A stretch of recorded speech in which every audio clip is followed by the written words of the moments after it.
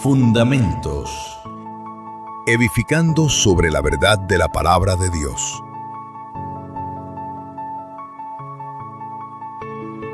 Bienvenidos a su programa Fundamentos.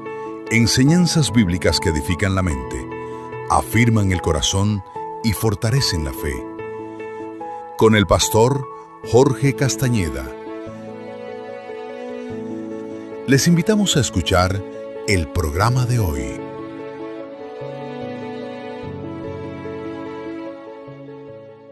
Que el Señor le bendiga nuevamente. En este espacio devocional de Fundamentos Podcast, meditamos en verdades bíblicas que nos ayudan a conocer mejor a Dios y a caminar delante de Él con mayor reverencia y fe. Hoy consideraremos una pregunta que Dios mismo plantea en las Escrituras. Una pregunta sencilla en apariencia, pero profundamente desafiante para nuestra mente. Y la encontramos en Isaías 40:18. ¿A qué pues haréis semejante a Dios, o qué imagen le compondréis? Nuestra mente humana tiene una forma muy peculiar de entender las cosas. Cuando queremos comprender algo nuevo, casi siempre tratamos de compararlo con algo que ya conocemos. Si alguien nos describe un objeto desconocido o si nosotros mismos estamos intentando describir algo que la otra persona no conoce, rápidamente decimos, eso se parece a tal cosa, o nos dicen, esto se parece o esto es como aquello. Nuestra mente necesita comparaciones muchas veces para entender lo desconocido. Pero es singular que cuando tratamos de hacer eso con Dios ocurre algo sorprendente. En primera medida, considere que la Biblia nos enseña que Dios no puede ser comparado eficazmente con nada creado.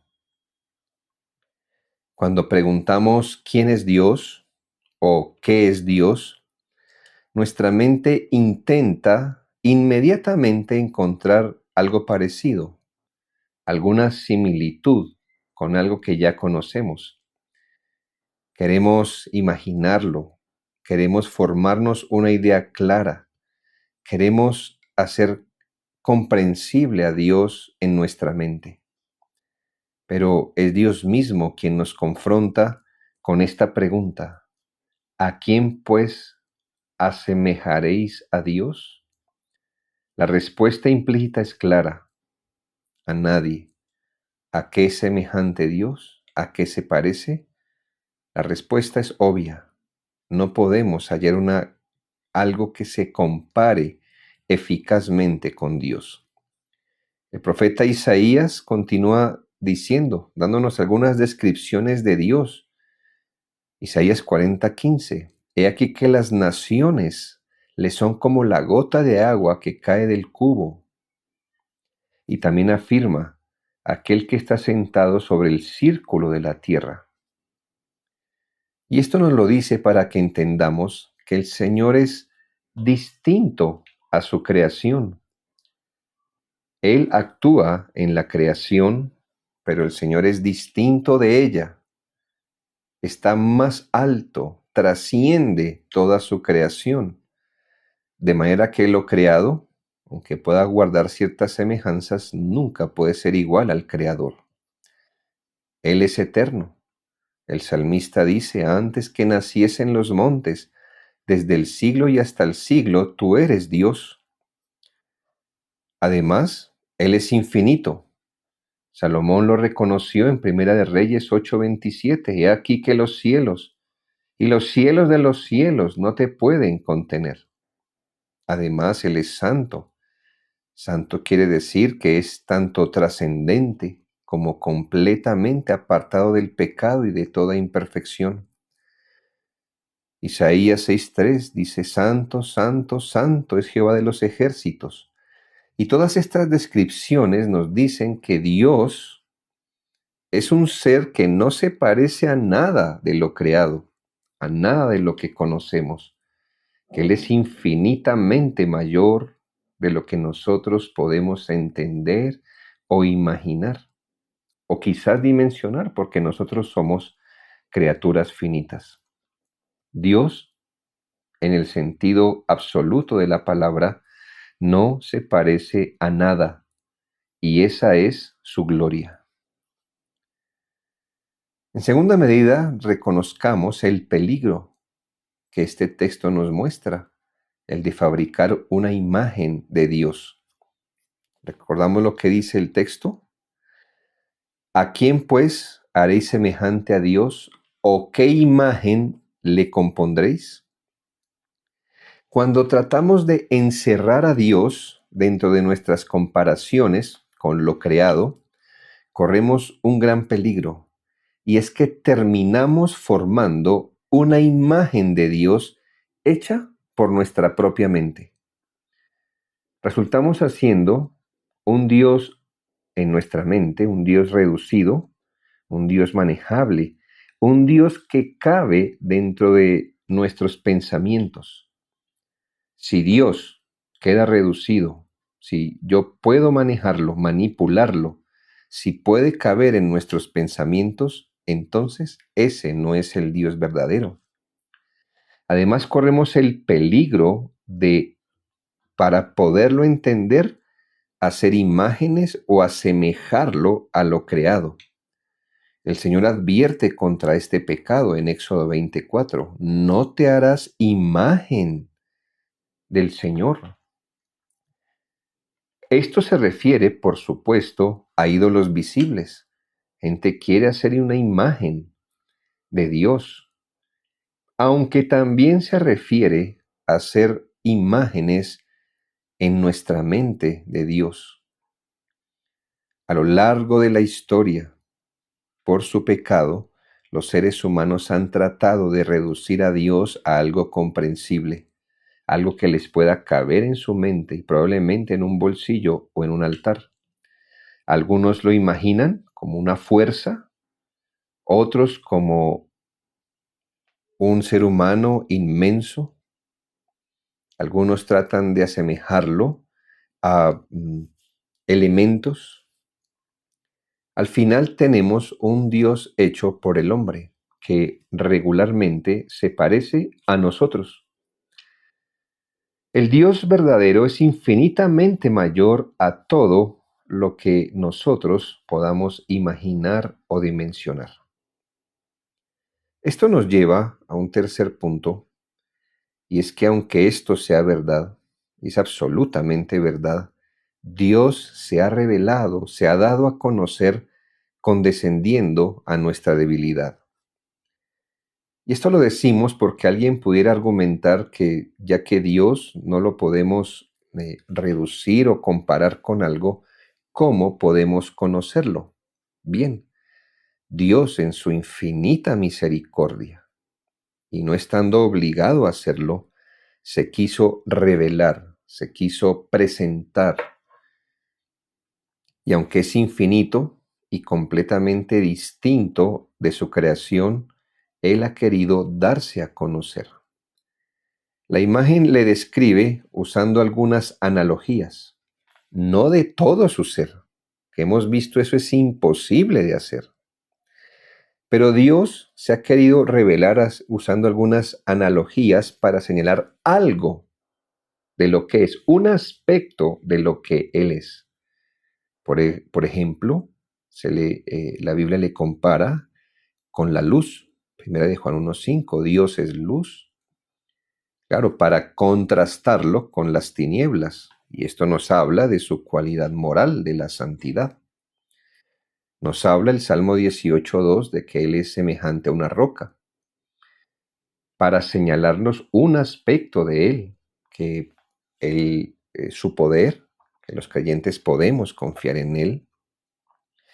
En el Salmo 46:1, que es refugio, que es como una fortaleza, un castillo, que Él es pastor, como ya en devocionales pasados hemos contemplado.